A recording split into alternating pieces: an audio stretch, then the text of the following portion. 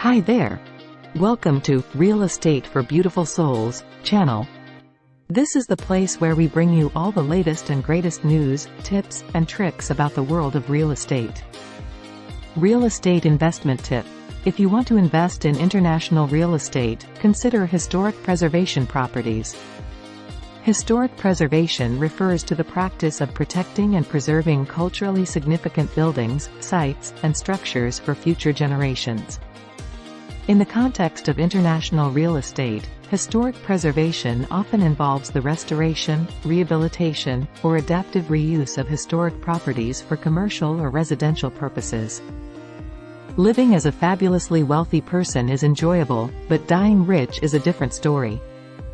If you want to invest in real estate that not only provides financial success but also leaves a lasting legacy, historic preservation properties are the way to go.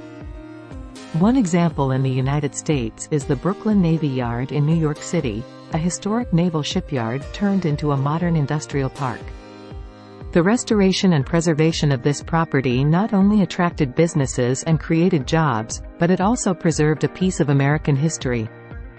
In China, the Jingdezhen Ancient Kiln and Folk Kiln Museum is another example of historic preservation.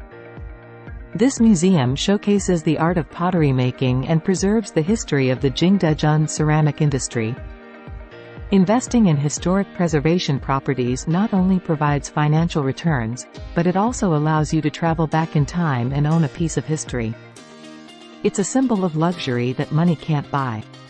Overall, historic preservation is an important consideration for international real estate developers, investors, and policymakers who seek to balance economic development with cultural preservation and sustainability.